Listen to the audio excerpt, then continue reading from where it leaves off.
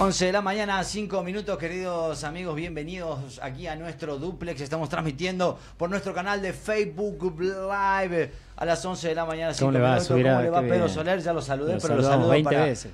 nos saludamos, bueno, pero para el vivo. Una más para el vivo, pero me pone muy contento tenerlo acá cerca y bueno, que el estudio se va ampliando. Tenemos invitados, bueno, no solo tenemos la presencia de la cámara, Facu Martínez, el director, y bueno, sino que aparte de manejar todo el flujo informativo y tirarte todos los titulares, la idea también del ciclo es, bueno, tomarnos nuestro tiempo para hablar unas cositas con un poco más de profundidad de la que a veces la prisa por los titulares, por cubrir los titulares del día, así nos los impone. Así que bueno, le agradecemos muchísimo. Él es diputado nacional, y bueno, y pretende... Presidente del bloque justicialista. Presidente del bloque justicialista, exactamente, nada más y nada menos. Ha tenido mucha exposición, ¿no?, nacional este último año. Lo hemos visto en muchísimos portales nacionales, ha sido el vocero, es un vocero y un jugador importante de la política nacional. Y también, bueno, vamos a hablar sobre eso. Tiene la pretensión de ser gobernador. Está con nosotros el diputado nacional Pablo Cosina, al quien le agradecemos nuevamente por, bueno, haber venido. Gracias, Pablo, por venir. ¿Qué tal? Muy buenos días, muchas gracias por la invitación. Un gusto estar en la radio. Bueno, Pablo, eso. Has ocupado un lugar importante, ¿no? En los medios, lo notaste. Eso, primero empecé, antes de entrar en el panorama político, ¿no? Te hago una pregunta así como personal de un espacio que te hemos visto aparecer mucho. Sí, bueno, tuve tengo la responsabilidad, a partir de la confianza de mis compañeros diputados de muchas provincias, de presidir el interbloque Argentina Eso. Federal. Más allá del bloque justicialista, el Sí. interbloque lo componen el bloque justicialista más distintos bloques provinciales. A partir de diciembre me toca presidirlo. Somos 34 diputados nacionales que nos colocan en una situación muy importante desde el protagonismo de la Cámara, y bueno, obviamente eso te genera la posibilidad de referenciar esas propuestas, y uno tiene mucho más exposición. Eso, bueno, estás en un lugar clave de pelea de la política nacional. Estás presidiendo un bloque, estás presidiendo un espacio que hoy se está enfrentando al gobierno de Mauricio Macri. Bueno, eso, las tarifas. Y preguntarte por ahí, ¿no? ¿Qué es lo bueno que le podés rescatar al gobierno de Macri, ¿no? Apelando eso a un análisis, o sea, decir, bueno, empecemos por ahí. La verdad que En estos años que lleva. sí, en estos años, en la medida que va transcurriendo el tiempo, lo que podía haber sido positivo en algún momento va licuándose. Yo destacaba el primer año, sobre todo de gestión, que nosotros en el Congreso teníamos una posibilidad de dialogar importante. Yo destacaba el rol que venía ocupando el presidente de la Cámara, Emilio Monzó, Sí. que desgraciadamente hace pocos días se anunció que no va a seguir como diputado nacional, y creo que tiene que ver con eso, con dificultades internas que tiene Cambiemos, que hace que aquellos dirigentes políticos que por ahí la tenían más clara en cómo manejarse siendo un gobierno que no tiene mayoría en el Congreso y que tienen una especie de voz crítica en algunas cosas, los van desplazando. Claro. Entonces, lo que era positivo, digo yo, esa posibilidad o apertura de diálogo que había al comienzo de la gestión, cada vez que uno se va retirando de ese comienzo, se va licuando más, ¿no? Entonces, hoy se nos hace muy dificultoso, lo vemos con el tema tarifa, en donde nosotros de hace un mes estamos proponiendo algunas alternativas para resolver un problema que digo que no es de la política, de los argentinos. Yo le digo a los legisladores del oficialismo, aunque ustedes decidan cerrar el Congreso y no dar el debate, el problema de tarifa va a seguir existiendo. La gente lo va a discutir en cada hogar, en los clubes, en los restaurantes, en los almacenes, en las pymes, donde sea, porque es un problema de la Argentina de hoy. Entonces, lo que era positivo al comienzo se va licuando, y la verdad que hoy se hace cada vez más dificultosa decir, bueno, esta es la parte positiva de un gobierno que está entrando. Ellos criticaban mucho lo que decían, el relato, ¿no?, que habían venido a cambiar la Argentina, y los cambios que le habían planteado a los argentinos hoy no se ven, y el relato lo está generando el propio gobierno, está quedando preso su propio relato y cada vez se está aislando más. Eso es lo que a mí me preocupa, y lo decimos desde un espacio de que ha demostrado que la verdad que nosotros no nacimos para apostar al fracaso del gobierno. Yo digo, cuando fracasa un gobierno, la verdad que el que paga los platos es el que menos tiene, porque es el que tiene menos espalda para aguantar.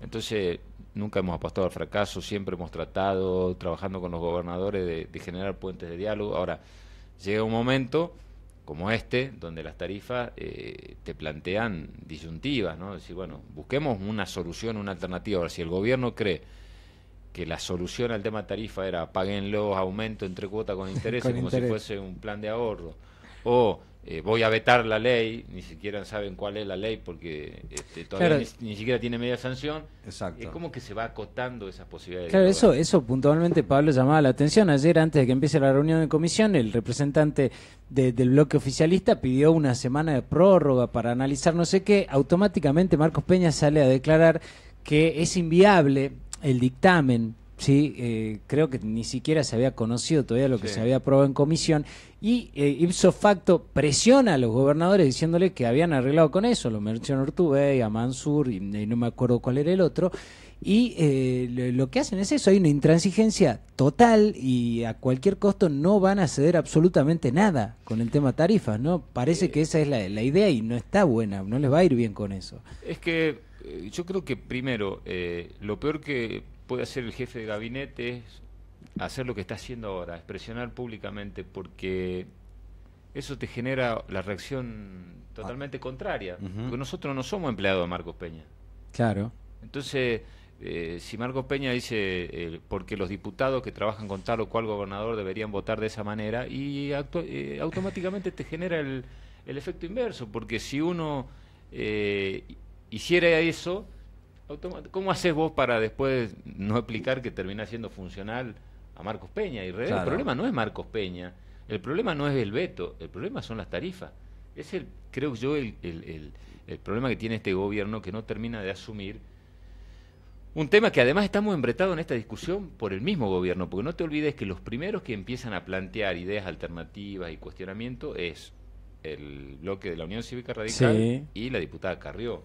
Claro. Que lo que genera es que el gobierno salga a anunciar el tema de las 3 cuotas con intereses. Cuando sale el gobierno, nosotros sacamos la propuesta alternativa y decimos, no, a ver, no es una solución que la gente pague el aumento de tarifa en 3 cuotas con intereses, y tiramos este proyecto que es el que ha generado mayor nivel de consenso, que es vincular el aumento de tarifa con variables que sean controlables. Es decir, bueno, el salario para el caso del sector domiciliario privado, y la inflación o la variación de índice de precio para las pymes, el comercio. ¿Por qué decimos esto?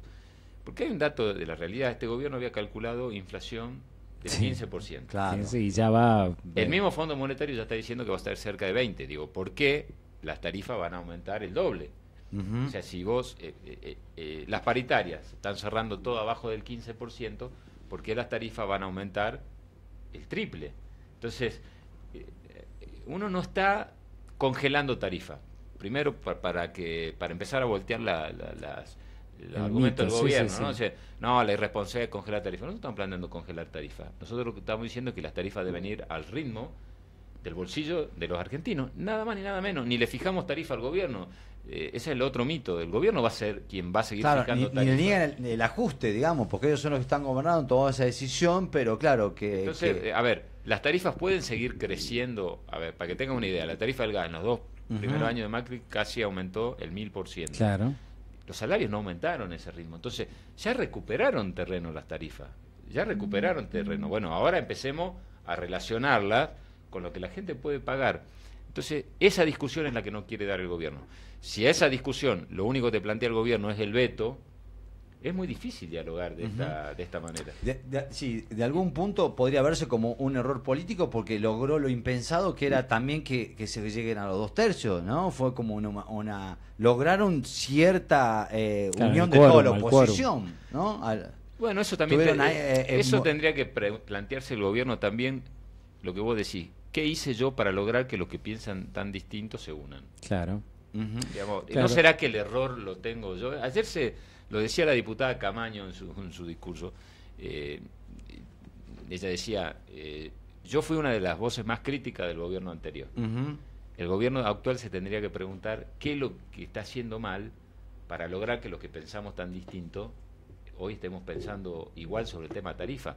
El problema del gobierno es que ve siempre el error en el otro, ¿no? Mientras vos le des la razón al gobierno, mientras diga, bueno, está bien, está todo bien. El día que vos decís, no, esto está mal y el gobierno se está equivocando, pasa a ser el gran irresponsable. El problema es que al gobierno se le están abriendo varios frentes. Sí. Lo que pasó ayer con el tema del dólar no es un dato menor. No. ¿Por qué? Porque lo que pasa normalmente en economía, cuando interviene el presidente de un banco central y aumenta la tasa de interés, automáticamente el dólar tiene que quedarse quieto o bajar. O bajar, y no pasó. No pasó. Entonces generó la reacción de falta de confianza del mismo sector financiero que normalmente es el que acompaña a este gobierno. Entonces, Claro que se ha beneficiado bastante, entonces ¿no? ya la gente más cercana a este gobierno es la que le está perdiendo confianza. No es un dato menor lo que está pasando a nivel económico. Entonces, creo que el gobierno, en vez de enojarse con la oposición o amenazar con veto o presionar públicamente para que los diputados de tal o cual gobernador voten de esta manera, tendría que empezar a preocuparse por los problemas reales que están pasando. La verdad que a mí me sorprendió verlo al jefe de gabinete así presionar públicamente a los legisladores vía los gobernadores. Es una locura, la verdad, lo que hizo, y no ha medido ni siquiera las consecuencias, porque lo que va a generar es el efecto totalmente adverso. Claro, pero ese es algo hasta que peligroso para en cuanto a la institucionalidad, la división de poderes. O sea, la frase textual es: los gobernadores que quieren hacer peronismo más racional tienen que decir en público lo que dicen en privado. Esperemos que asuman el liderazgo y hablen con los legisladores. Como decían, los legisladores tienen que obedecer a los gobernadores cuando teóricamente, según la división de poderes, no es así. ¿Le habla Urtubey ahí o no? Claro, Sí, pero, o sea, ¿qué además- viene detrás de esta presión? Además hay temas y temas. Nosotros hemos sido muy respetuosos de los acuerdos firmados en su momento con Sí. los gobernadores, el caso del compromiso fiscal, e incluso no hemos tenido hasta temor en asumir costos políticos personales a tomar decisiones cuando sabíamos que estaba en juego cuestiones que tienen que ver con recursos de las provincias, compromisos. Ahora, en este caso, en realidad, lo que está en juego es el bolsillo de los argentinos. Claro. Entonces, no es un tema tampoco de las provincias, porque, por ejemplo, una de las cosas que vamos a modificar del proyecto es toda la parte del IVA, Sí, sí. donde sí podría haberse afectado de alguna u otra manera los recursos coparticipables. Eso estamos dispuestos a modificarlo, lo estamos trabajando, lo hemos anunciado ayer en comisión, con lo cual demostramos que no estamos cerrados. Ahora, el anclaje que tienen que tener las tarifas, algún marco de referencia que tenga que ver con el bolsillo, eso tenemos que resolverlo. O sea, las tarifas no pueden seguir aumentando de manera indiscriminada.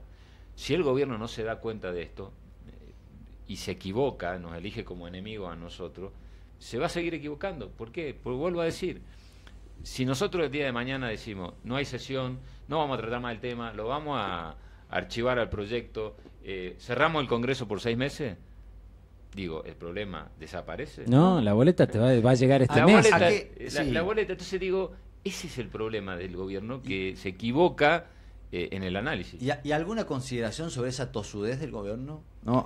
¿A qué es esta postura que no y ya lo vamos a vetar y esto no se, la política de tarifas no se toca, ¿no? Están así como y a la defensiva. Yo creo que el gobierno tiene distintas alas.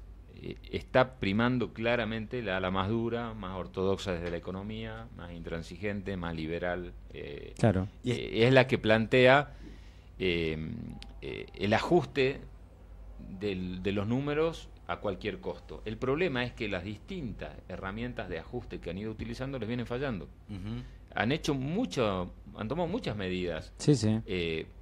Primero para reinsertarse en el mundo, después prometiendo que las inversiones llegaban. Nunca llegaron, y no van a llegar con estas Yo me situaciones. acuerdo, ¿no? si ustedes, cuestión de hacer un poquito de memoria, ¿se acuerdan cuando aprobamos la ley antidespido? Sí. Sí. Era el momento donde mayor caída de trabajo había. Claro. Se había propuesto una ley de suspender los despidos por 6 meses. Bueno, el gobierno dijo que la iba a vetar porque si no, Firmó un acuerdo con un las acuerdo cámaras con las empresariales. cámaras y que eso frenaba las inversiones. Bueno, ese año vetaron la ley, los despidos siguieron, no llegaron las inversiones, pero el problema es que las inversiones en Argentina no llegan porque en la Argentina te sale es mucho más conveniente poner la plata al sector financiero que invertir. O sea, si vos tenés un capital, en vez de poner un almacén que es a riesgo, ponés ese mismo plata que Claro, te llevaría a poner un plazo fijo. almacén a las tasas que está fijando el Banco Central hoy y listo. ¿Para qué vas a arriesgar? Ese es el problema de la Argentina de hoy. Entonces, y con esto está pasando lo mismo. Digo, esa tosudez del gobierno tiene que ver porque se está encerrando cada vez en sí mismo, porque está escuchando cada vez menos, porque está generando su propio relato y porque claramente tiene dificultades en resolver. Ya van 2 años de gobierno, ellos le habían planteado un cambio a los argentinos y las cosas que le habían prometido cambiar para mejor no están cambiando. ¿Y sabe cuál es lo más nervioso que le está poniendo el gobierno? Es que hoy el gobierno no puede decir fracaso porque la oposición me puso palos en la rueda. Entonces, claro, digamos, claro, el Congreso... Se acabó el discurso, el golpismo. No hay margen, porque la verdad que si han tenido son herramientas. Le hemos dado las herramientas para resolver el problema de los holdouts. Le hemos dado la herramienta para que puedan hacer blanqueo de capitales. Le hemos dado la herramienta para que... le valieron muchas críticas a ustedes. Muchas críticas a nosotros, muchas críticas a nosotros. Sí. Pero nosotros sabíamos que iba a llegar el momento en donde con esa misma autoridad hoy podemos decir, a ver, la herramienta que pidieron para resolver el problema de la Argentina la tuvieron. Si no la resolvieron es porque realmente no fueron capaces. Y hoy está pasando eso. Entonces, ¿quién le puede creer al gobierno si hoy se para y dice, no, porque me quieren boicotear? ¿Quién? ¿El Congreso? Si le dio las herramientas que necesitaba. claro, claro. Y el problema es que hemos llegado hoy a un punto con el tema tarifa que es crítico. Entonces, nosotros le seguimos insistiendo al gobierno, siéntense, tienen alternativa, veamos si nos podemos poner de acuerdo. Tenemos hasta la sesión de la semana que viene, Claro. pero el gobierno la única respuesta que te plantea es voy a vetar la ley, y es muy difícil discutir de esta manera. Claro, y totalmente a la hora de generar recursos y en la lógica esta también, ¿no? De defender a ultranza a, en este caso, el presidente. Hemos escuchado a un legislador nacional por Salta decir que si se aprobaba el congelamiento se desfinanciaba el país en 24 horas, sandeces totales Primero que, porque, que perdón no son que te interrumpa, reales. primero porque tendría que leer el proyecto, no se habla Claro. de congelamiento, lo que se habla es de hacer un seguimiento de la tarifa con el salario de la gente. Entonces, es decir, fijemos a un tope de los aumentos. Claro. Eso es lo que estamos planteando. No estamos diciendo, no, las tarifas no pueden aumentar más. Nosotros sabemos que en un país con inflación, también a quien provee la energía, a las empresas distribuidoras, le aumentan los costos. Ahora, digamos, pongamos el esfuerzo todos. Lo van a poner los trabajadores, pongan las empresas también su propio esfuerzo. Ayer veíamos todas las empresas han repartido utilidades este año. O sea, nadie le ha ido mal. No, y con el adelanto del aumento de tarifas que hizo el mismo Aranguren, 1.200 millones de dólares recibieron en un mes, antes, cuando no estaba autorizado a hacerlo. Entonces es como que juegan también para determinados intereses y se cierran con eso, ¿no? Y el que paga la gente, no sé, que le vuelvan a poner, que paguen regalías a las mineras que pagaban antes y ni se quejaban, ni pedían que la saquen, ni se la sacaron. Y ahí tenés otra fuente genuina de recursos y no necesariamente todo tiene que caer en la gente, ¿no? Sí, además, mira, en cualquier encuesta de opinión que vos veas hoy, el 80% de la gente está preocupada y complicada con el tema de las tarifas. Entonces, digo, vuelvo a decir, es un tema que salió de la política, o sea, salió de la especulación, Claro. el diputado, el dirigente político que diga, no, porque quieren complicarlo al gobierno. En realidad, ¿quién quiere complicarlo a la gente? Porque reclama que no puede pagar las tarifas.